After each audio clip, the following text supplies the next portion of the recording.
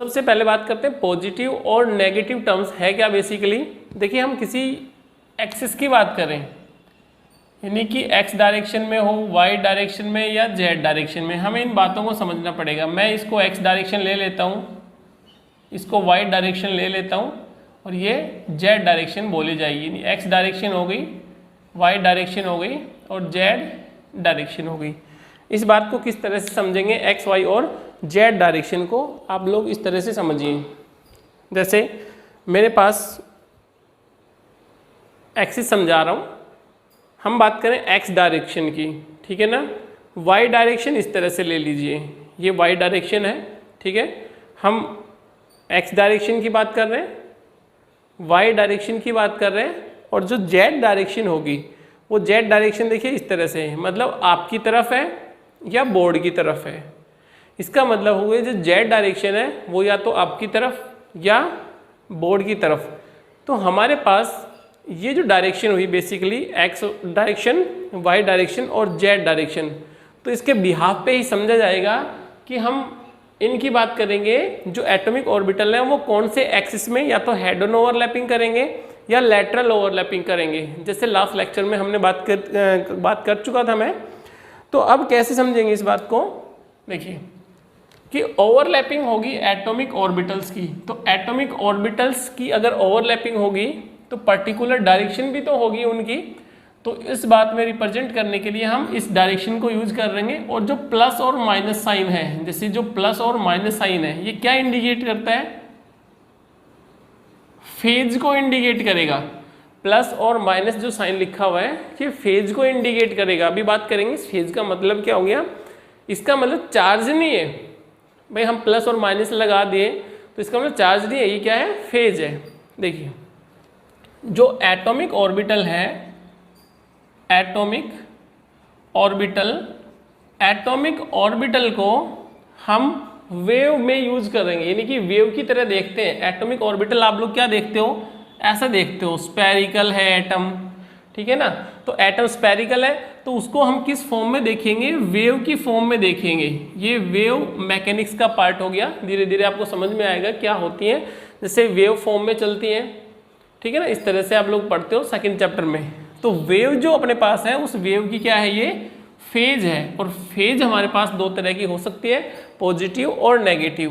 यानी फेज को हम इस तरह से रिप्रेजेंट करेंगे, आगे इस तरह से चलेगा।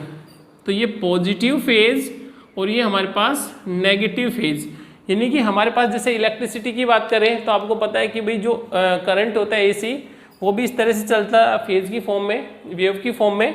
तो पॉजिटिव हुआ, फिर जीरो हुआ और फिर नेगेटिव हुआ। तो कुछ इस तरह से ही है ये भी कि एटॉमिक ऑर्बिटल है वो वेव की फॉर्म में हम उसको रिप्रेजेंट करते हैं, वेव की फॉर्म में रिप्रेजेंट करेंगे, क्योंकि हमें आज ये कंसेप्ट समझना है। तो उसमें भी देखिए दो फेज हो गई, पॉजिटिव और नेगेटिव। तो इसकी बात करेंगे। अब एस ऑर्बिटल की बात करें तो एस ऑर्बिटल हमें पता है कैसा होता है, स्पेरिकल हो गया। जबकि पी ऑर्बिटल डंबल शेप होता है।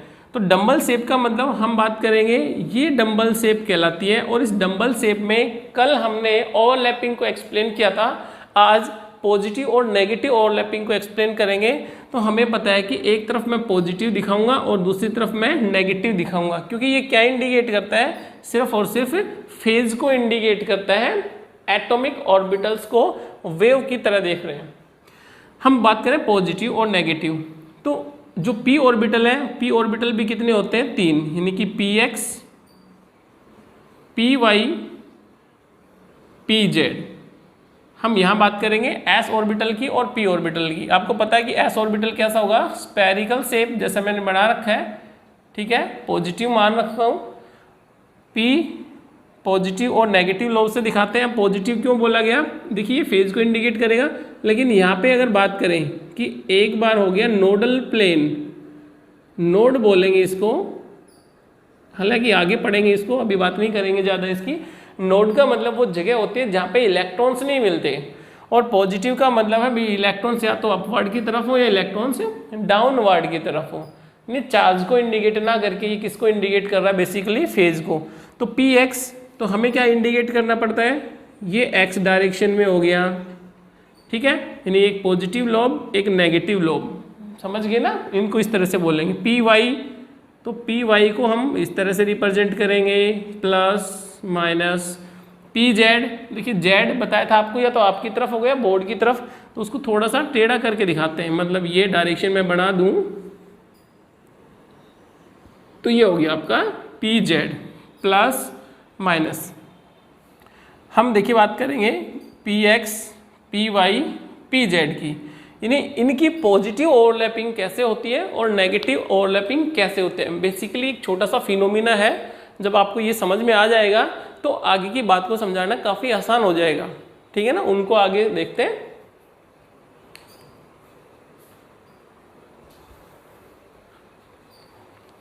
अब देखिए, अब बात करेंगे आपके इस टॉपिक की, भाई मैं क्या समझा रहा था, पॉजिटिव और नेगेटिव। तो एक कंसेप्ट समझ में आ गया कि मैं पॉजिटिव क्यों लिख रहा हूँ, नेगेटिव क्यों लिख रहा हूँ, मतलब एटॉमिक ऑर्बिटल को वेव फॉर्म में मानेंगे पॉजिटिव और नेगेटिव में दिखाने के लिए। अब आपकी पॉजिटिव और नेगेटिव जो ओवरलैपिंग है वो देखिए किस तरह से होगी।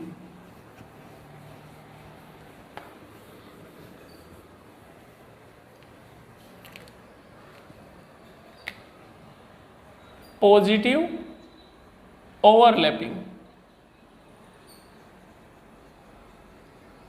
Positive overlapping of atomic orbital. तो एक तो मेरे पास एस ऑर्बिटल है, ठीक है, ये न्यूक्लियस के साथ होगा। तो P जो हमारे पास ऑर्बिटल है, P इस तरह से अगर ओवरलैपिंग में आ जाए हेड ऑन, तो अगर वो ओवरलैपिंग में आ जाएगा तो हम उसको बोलेंगे कि ये हेड ऑन ओवरलैपिंग होगी। अगर ये ओवरलैपिंग हो जाए पॉजिटिव नेगेटिव, क्योंकि P है अपने पास और P में भी कौन सा काम में लेंगे, 2pz काम में लेंगे। ये किसी मॉलिक्यूल में बात करेंगे तब समझ में आ जाएगा भाई 2pz क्यों लिखा। 2pz में ये देखिए कौन सा ऑर्बिटल है, आप तो ये मान लीजिए pz ऑर्बिटल है, चलो 2 को भी हटा दीजिए, मॉलिक्यूल्स पे डिपेंड कर देगा वो। तो 2pz यानी pz ऑर्बिटल ले लिया और s ऑर्बिटल ले लिया, तो दोनों प्लस और प्लस, ठीक है, इसको क्या बोला जाएगा, इंटरन्यूक्लियर एक्सिस या पॉजिटिव ओवरलैपिंग, ठीक है। अब p ऑर्बिटल की बात करता हूँ, p ऑर्बिटल 2pz है, तो अगर इस तरह से ओवरलैपिंग में आ जाए, दूसरा भी ये प्लस दूसरी लोब माइनस, इसका भी प्लस और माइनस, ये प्लस ये माइनस, तो ये भी क्यों pz हुआ और ये भी तो pz हुआ, हम pz को ले रहे हैं। अब ये कहोगे सर pz है आपने ऐसे बनाया था, देखिए pz है, मैं उसको 3 डायमेंशनल में किस तरह से भी दिखा सकता हूँ, px को भी किस तरह से भी दिखा सकता हूँ और py को भी किस तरह से भी दिखा सकता हूँ। यानी 3 डायमेंशनल के अंदर हम px py और pz को रिप्रेजेंट कर रहे हैं। फिलहाल मैं pz को इस तरह से दिखा रहा हूँ, ठीक है, 2 pz ऑर्बिटल्स हैं, तो प्लस प्लस अगर आ जाएंगे दोनों एक दूसरे के साथ ओवरलैपिंग हो जाएगा, तो ये भी कौन सा बॉन्ड का फॉर्मेशन करता है, सिग्मा बॉन्ड का, यानी इसका भी सिग्मा बॉन्ड बनेगा रिजल्टेंट, इससे भी क्या बनेगा आपका सिग्मा बॉन्ड बनेगा। और देखिए उसके बाद पी एक्स तो हो गया, पी वाई देखिए, पी वाई हमने ऊपर माना हुआ है, तो इसके लिए हम मान सकते हैं पी वाई 2py कह सकते हैं, py बोल सकते हैं, और py अगर ये पॉजिटिव लोब है, ये नेगेटिव लोब है, ये पॉजिटिव लोब है और ये नेगेटिव लोब है, तो 2 p ऑर्बिटल्स की लेटरल ओवरलैपिंग होगी, तो आप लोग बता सकते हो इजीली कौन सा बॉन्ड बनेगा।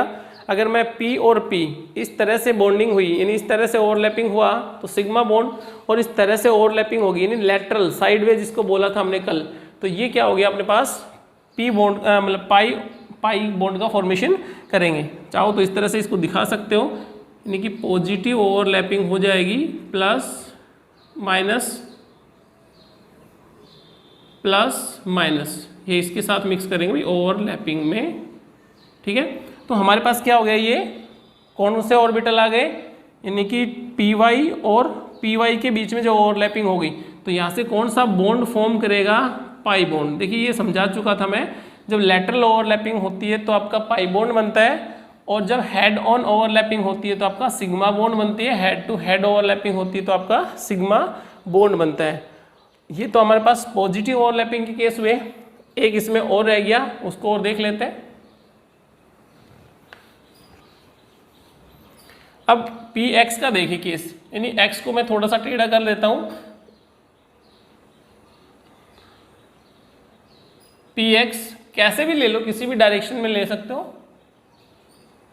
P x positive positive negative और नेगेटिव। तो इसका मतलब क्या हो गया, इंटर न्यूक्लियर एक्सिस के थ्रू ये ओवरलैपिंग में चले जाएं और ये ओवरलैपिंग में चले जाएं, तो ये क्या कहलाएगी आपकी पॉजिटिव ओवरलैपिंग कहलाएगी। यानी इनको हम क्या बोलेंगे, पॉजिटिव ओवरलैपिंग बोलेंगे। मैं इसको दोबारा से एक्सप्लेन कर देता हूँ एक बार, पॉजिटिव ओवरलैपिंग को आप इस तरह से समझिए। ऑर्बिटल्स है, देखिए जो एस ऑर्बिटल है वो स्पेरिकल शेप होता है, तो इस तरह से ओवरलैपिंग हो सकती है एस और पी के बीच में, ठीक है, सिग्मा बॉन्ड। दूसरी बात करें, पी ऑर्बिटल है, चाहे ये पी एक्स है चाहे पी वाई है और पी जेड है, तो पी एक्स लेके चलता हूँ, पी एक्स इस तरह से ओवरलैपिंग में आएगा तो पी एक्स हो गया। वाई के लिए हम इस तरह से रिप्रेजेंट कर रहे हैं तो वाई इस तरह से ओवरलैपिंग में जाएगा, ठीक है। तो ये क्या हो गया, लेटरल ओवरलैपिंग, पाई बॉन्ड का फॉर्मेशन करेगा। अब जेड के लिए आपको ये बता रखा था कि भाई जेड आया अपनी तरफ मानिए या बोर्ड की तरफ मानिए, तो जेड में भी तो देखिए ओवरलैपिंग होगी है इस तरह की। तो ये जो ओवरलैपिंग हो गई, इनसे कौन सा बॉन्ड बन रहा है अपने पास, पाई बॉन्ड बन रहा है। लेकिन अगर वो जो ऑर्बिटल आई इस तरह से ओवरलैपिंग करे तो हमारे पास कौन सा बॉन्ड बनेगा यहाँ पे, सिग्मा बॉन्ड, और इस लेटरल ओवरलैपिंग से कौन सा बॉन्ड बनेगा, पाई बॉन्ड। तो इस बात का ध्यान रखेंगे कि यहाँ पे सिग्मा बॉन्ड और पाई बॉन्ड का फॉर्मेशन होता है, डिपेंड करता है कि आपकी जो ओवरलैपिंग हो रही है वो लेटरल हो रही है या हेड ऑन इंटरन्यूक्लियर एक्सिस हो रही है। नेगेटिव ओवरलैपिंग की बात करते हैं। देखिए एक हमारे पास एस ऑर्बिटल था जो आपको पहले बताया गया था, नेगेटिव ओवरलैपिंग का, यह नेगेटिव के केस पढ़ रहे हैं भाई, और पी ऑर्बिटल आ जाए, नेगेटिव लोब पॉजिटिव लोब, ठीक है, ये नेगेटिव ओवरलैपिंग हो गई। ये एस ऑर्बिटल हो गया और ये आपका 2p ऑर्बिटल हो गया, यानी p ऑर्बिटल हो गया। बेसिकली पी एक्स मान सकते हो, पी वाई मान सकते हो, पी जेड मान सकते हो। पहले बॉन्डिंग में कौन सा काम में आएगा, जेड, तो इसलिए पी जेड को पहले लेते हैं क्योंकि पी जेड पहले बॉन्डिंग में काम आता है, इसलिए सिग्मा बॉन्ड का फॉर्मेशन करवाएगा यहाँ पे। P orbital positive negative. अब दूसरा जो पी ऑर्बिटल आएगा ये नेगेटिव और पॉजिटिव हो जाए, तो ये कैसी ओवरलैपिंग हो जाती है आपकी, ये ओवरलैपिंग हो गई नेगेटिव ओवरलैपिंग। भाई इस तरह से भी तो हो सकता है, या फिर इस तरह से हो गया, जैसे यानी वाई के लिए मान लीजिए पी वाई और पी वाई मान लीजिए इसको। जेड के लिए मैं टेढ़ा बना दूं थोड़ा सा, अगर ऐसा कोई कंफ्यूजन ना हो तो।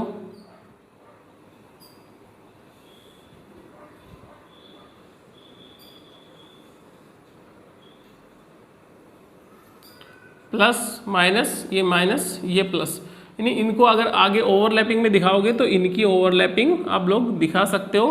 तो हो गया पी जेड मान सकते हो, पी जेड मान सकते हो।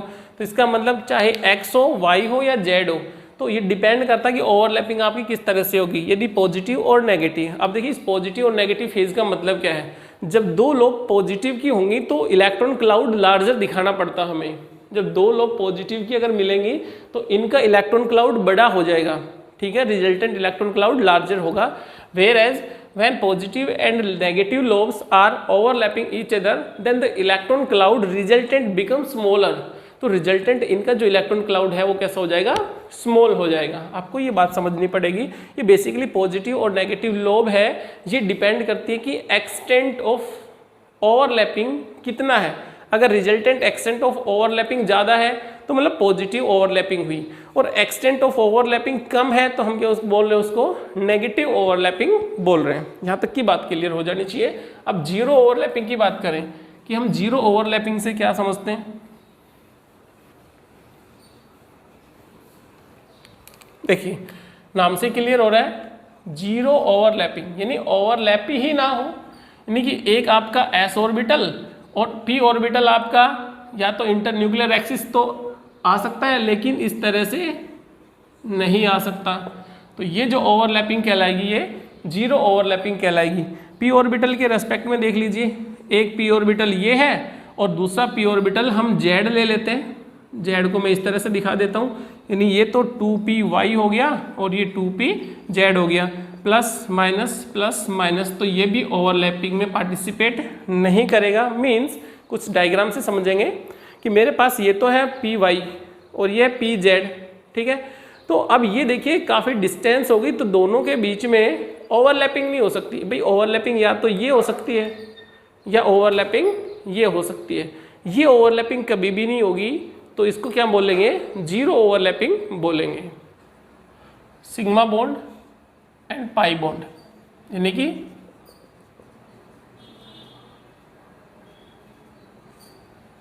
Strength of sigma bond and pi bond.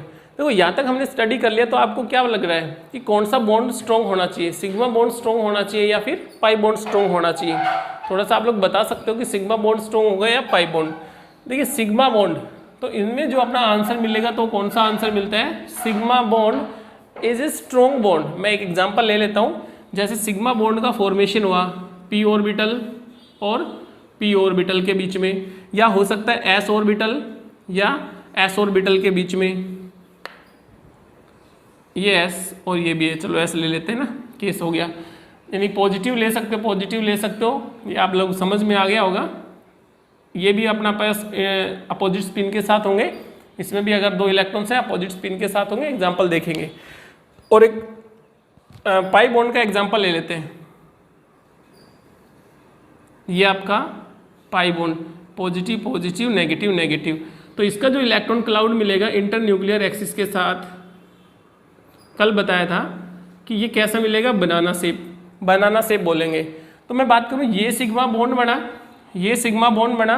देखिए दोनों ऑर्बिटल्स जब एक दूसरे के पास आते हैं तो दोनों के पास हमें क्या होना चाहिए कि एक एक इलेक्ट्रॉन हो, सिंगली ऑक्यूपाइड यानी हाफ फिल्ड हो, और दोनों इलेक्ट्रॉन्स एक दूसरे के पास आएंगे तो सिग्मा बॉन्ड का फॉर्मेशन करेंगे। जबकि पाई बॉन्ड में तो इसका जो इलेक्ट्रॉन क्लाउड है रिजल्टेंट हम किस तरह से दिखा पाएंगे, कुछ इस तरह का, यानी कि ये पॉजिटिव और ये नेगेटिव। जो बड़ी लोब होगी वो पॉजिटिव से दिखाएंगे और जो छोटी लोब होती है उसको नेगेटिव से दिखाएंगे। तो इसका जो इलेक्ट्रॉन क्लाउड है वो रिजल्टेंट आंसर लार्जर हुआ, ठीक है ना। यानी इलेक्ट्रॉन क्लाउड में जो हमारा आंसर बनेगा वो एक्सटेंट ऑफ ओवरलैपिंग हो गया, ओवरलैपिंग मैक्सिमम हो गई। और लेकिन जब पाई बॉन्ड में बात कर रहे थे, यानी कि पाई बॉन्ड की बात कर रहा हूँ, तो पाई में 2 पी ऑर्बिटल अगर मेरे पास आ जाते हैं, यानी कि पी वाई, जो दोनों ऑर्बिटल एक दूसरे के साथ ओवरलैपिंग में आते हैं तो इलेक्ट्रॉन क्लाउड बढ़ जाता है, इलेक्ट्रॉन क्लाउड दोनों पार्ट्स में बढ़ जाता है। तो अब कौन सा बॉन्ड स्ट्रॉन्ग हो गया, रिजल्टेंट आपका देखिए सिग्मा बॉन्ड स्ट्रॉन्ग हो जाता है। सिग्मा बॉन्ड इलेक्ट्रॉन क्लाउड एक दूसरे के साथ कंबाइन हो गया यहाँ, तो कंबाइन होने से एक्सटेंट ऑफ ओवरलैपिंग बढ़ गई, स्ट्रॉन्ग बॉन्ड होता है sigma bond. Sigma bond is a strong bond then the pi bond. Pi bond का जो इलेक्ट्रॉन क्लाउड था वो 2 पार्ट्स में सिमट गया, मतलब हमारे पास जो पाई बॉन्ड का इलेक्ट्रॉन क्लाउड है वो 2 पार्ट्स के अंदर सेपरेट हो जाता है, इसलिए सिग्मा बॉन्ड आपका स्ट्रॉन्ग बॉन्ड होगा rather than the pi bond. ये काफ़ी इंपॉर्टेंट है, आप लोग ध्यान रखेंगे क्योंकि क्वेश्चन हम लोग पूछ लेते हैं सिग्मा बॉन्ड और पाई बॉन्ड में स्ट्रेंथ का। तो इलेक्ट्रॉन क्लाउड सिमेट्रिकल हो जाता है, एक्सटेंट ऑफ ओवरलैपिंग बढ़ जाती है, इसलिए सिग्मा बॉन्ड होता है स्ट्रॉन्ग। और पाई बॉन्ड इलेक्ट्रॉन क्लाउड बढ़ जाता है 2 पार्ट्स में, इसलिए पाई बॉन्ड कैसा हो गया, वीक बॉन्ड हो गया। तो क्या डिफरेंस है बेसिकली सिग्मा बॉन्ड में और पाई बॉन्ड में? Sigma bond is a strong bond, pi bond कैसा हुआ आपका, वीक बॉन्ड हो गया। सिग्मा बॉन्ड कब बनता है, by overlapping of atomic orbital, atomic orbital in internuclear axis, या इसको मैं बोल सकता हूं end to end overlapping, end to end overlapping, head on overlapping. जबकि pi bond is formed by the lateral overlapping of atomic orbital। Third difference, sigma bond में जो overlapping होगी वो एस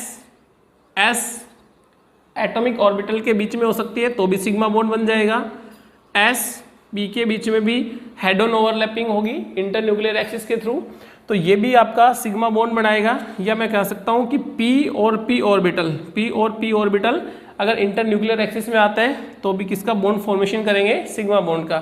पाई बॉन्ड जो फॉर्म होगा, third difference, P orbital और P orbital दोनों ही P orbital होंगे, लेकिन कैसी बता रखा आपको, लेकिन इंटर न्यूक्लियर एक्सिस ना होके कैसा हो जाएगा, लेटरल ओवरलैपिंग से। दो पी ऑर्बिटल अगर लेटरल ओवरलैपिंग में आएंगे तो आपका पाई बॉन्ड का फॉर्मेशन होगा, और पी ऑर्बिटल आपके इंटर न्यूक्लियर एक्सिस पे आएंगे, यानी कि कुछ इस तरह से बता देता हूँ। ये तो आपके सिग्मा बॉन्ड और ये आपके पाई बॉन्ड, यानी पी ऑर्बिटल लेटरल ओवरलैपिंग में आएंगे। फोर्थ, सिग्मा बॉन्ड पर फ्री रोटेशन पॉसिबल होता है, फ्री रोटेशन पॉसिबल है, जबकि पाई बॉन्ड में फ्री रोटेशन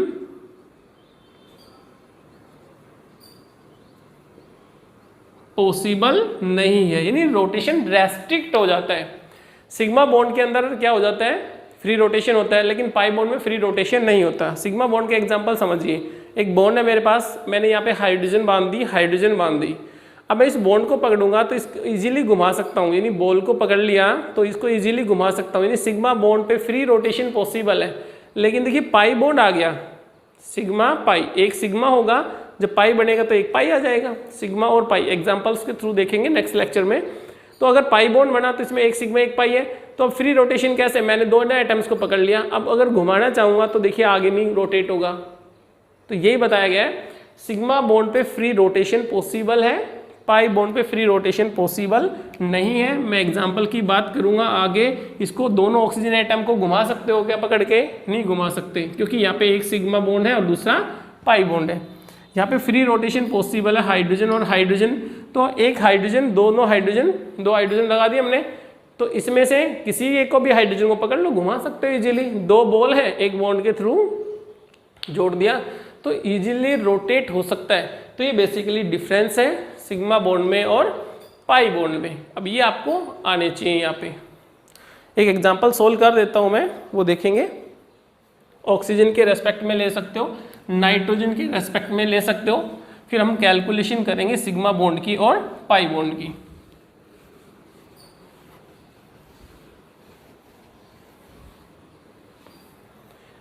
नेक्स्ट एग्जांपल देखिए, चाहे ऑक्सीजन का ले लीजिए या नाइट्रोजन का ले लीजिए, ठीक है ना। मैं नाइट्रोजन का एग्जांपल सोल्व कर देता हूँ। 1s2 2s2 2px 2py 2pz।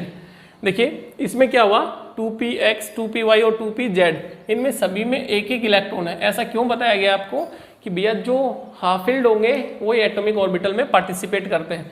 तो तीन ऑर्बिटल्स को देखिए, px py और pz। हम क्या कर रहे हैं, इस तरह से बना देते हैं डायग्राम। px py और pz को मैं डॉटेड लाइन के साथ दिखा देता हूँ ताकि आपको थोड़ा सा डिफरेंस समझ में आ जाए। 2px 2py और 2pz, क्योंकि जो ओवरलैपिंग में आएगा वो z वाला जाएगा। तो आप लोग इस बात को इस तरह से समझेंगे कि मेरे पास कितने इलेक्ट्रॉन है, इनमें एक एक इलेक्ट्रॉन है, 2px 2pz और 2py। तो इस बात को इस तरह से समझिए। नाइट्रोजन एटम है, ये मैंने नाइट्रोजन एटम ले लिया, ठीक है। इस नाइट्रोजन एटम के रेस्पेक्ट में दूसरा नाइट्रोजन एटम भी मुझे लेके आना है। तो आप लोग डिसाइड कर सकते हो कि कौन सा पहले बॉन्ड बनाएगा, सिग्मा बनेंगे या पाई बनेंगे। तो एक नाइट्रोजन मैंने अज्यूम करना यहाँ पे रखा हुआ है, ठीक है। तो ऐसा ही एक सेट यहाँ पे मान लेना, ठीक है। मैं एक पेन के थ्रू बता देता हूँ। इस तरह से देखिए, यानी कि px py और pz, ठीक है। तो सबसे पहले होगा क्या, px py और pz। तो जो z ऑर्बिटल है ये ओवरलैपिंग में आता है 2pz। ये मैं 2pz मान लेता हूँ इसी के रेस्पेक्ट में। तो सबसे पहले देखिए मेरे हाथ इस तरह से रोटेट कर रहा हूँ, 2pz। तो सबसे पहले तो 2pz बॉन्डिंग में चला गया, तो ये बॉन्डिंग में चला जाता है 2pz, ठीक है। अब मेरे पास क्या बचे, 2py और 2px बचे। तो इसको इस तरह से मैं देख लेता हूँ, क्योंकि मुझे तो कॉपी तो बनानी पड़ेगी ना इसकी। अब हमारे पास क्या है, 2px और 2py। पहले 2pz को ओवरलैपिंग में लेके आते हैं। अब 2px 2px और 2py की अगर बात करें तो मेरे पास यही बचे हुए। तो इन दोनों की जो ओवरलैपिंग होगी वो किस तरह से होगी, मैं इस तरह से आपको रिप्रेजेंट करके बता रहा हूँ। देखो,